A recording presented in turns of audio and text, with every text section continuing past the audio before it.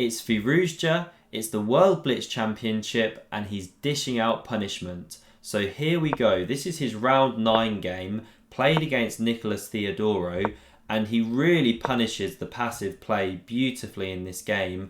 So we have this Spanish on the board, but here Theodorou goes knight g to e7, a really suspect move. You block in the bishop and the knight sits better on f6 really. But okay, it's blitz, the players like to mix it up. So we had castles, now we had pawn to a6, and here the bishop drops into c4, not the usual a4. It actually sits really nicely here when black has played like this. So knight to g6 now. Immediate problems with this opening that we're moving the same piece twice. A big no-no out of the opening usually.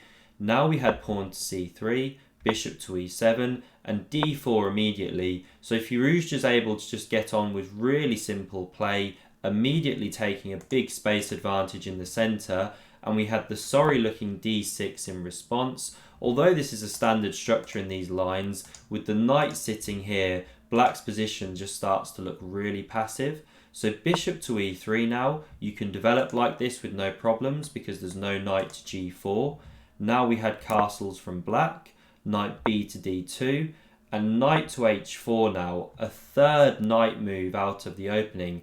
And Firouzja just plays pawn to h3, a standard looking move that you often want to play, and here black moves the knight for a 4th time, taking that piece. We had the recapture. Now bishop to f6, a really sorry looking bishop. This is now a bad bishop. It was anyway, but it's staring at its own pawns, you see. And now we had rook to e1 and pawn to h6. So after 12 moves, Firouzja has 3 minor pieces developed. Black only has 2. And he has more space in the centre. And he has his rook developed more into the game than the black rook. So a really bad opening for black already, and this spells trouble. Now we had pawn to a4, good move, starting that queenside clamp. We had knight to e7 now, and although this is a standard remaneuver here, once again black is just way behind in terms of tempos to strike out in the centre. So Firouzja actually takes here immediately, and the pawn recaptures. And we instantly see one of the problems now with black's passive play and the knight retreating here, which is bishop to c5, putting this knight in a horrible pin against the rook. And you can't just go rook to e8 here, or we can simply follow up with queen to b3, and we're hitting this sensitive f7 pawn. So that's why instead we had queen to e8 from black. I should say that you don't want to swap the queens here because after the rook recaptures, you're dominating the d-file and it's really hard for this bishop to develop. So the queen moved away, seeking to actually then develop this bishop without an exchange of queens. But pawn a5 is a lovely move. It clamps down on the position and cements this bishop and this nasty pin down the diagonal. Now we had bishop to d7 development, queen to e2, and bishop to c6 hitting that nice diagonal. But unfortunately the rest of black's pieces are just completely tied up, as we can see.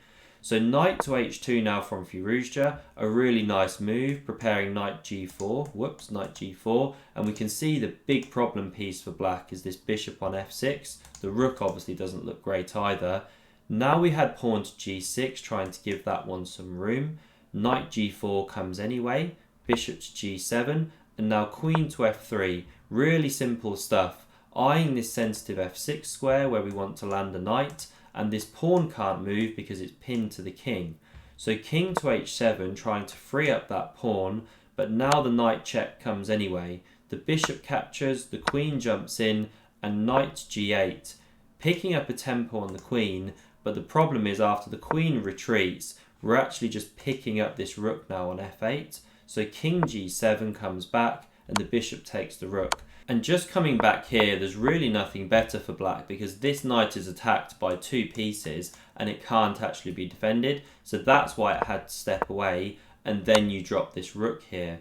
So Firouzja wins this exchange. Now we had bishop to d5 centralizing. You're very happy to swap pieces when you're ahead on material. We had knight to e7 now. The bishop takes on c6. Recaptures here, and pawn to b4, cementing this pawn and freeing up the other rook to come into the game. Queen to e8 now, rook a to d1, queen to e6, queen to g3, looking here, and also preparing to bring that queen to the d file. Rook to e8 now, queen to d3, queen to f6, queen to e3. Nothing wrong with some shuffling, especially when you're playing blitz and you're ahead on material. Now we had knight to d8, rook to d7, knight to e6, holding that pawn.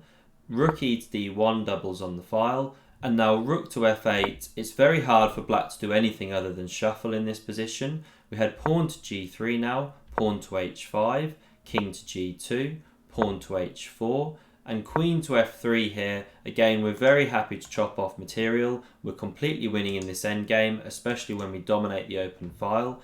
Queen to g5, queen to g4, the queen drops back to f6, and now the rook swings up the board. A lovely rook lift, preparing to hit that queen for a second time. So the pawn captures here, we have recaptures like this, pawn to g5, and now rook to f3. And this g5 move gave the queen some space here, so it tucks in on g6, but now queen to f5 comes, and black really can't dodge this queen exchange any longer because this pawn is attacked.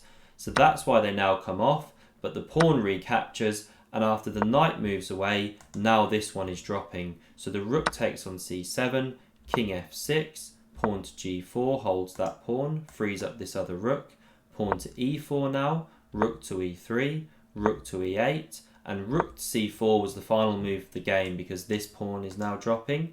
So play passively at your peril against such strong players like Firouzja, an excellent demonstration of how to punish such play. If you enjoyed this video, then do hit here to subscribe, and see another amazing Firouzja game, click here. Thanks very much for watching, and see you soon.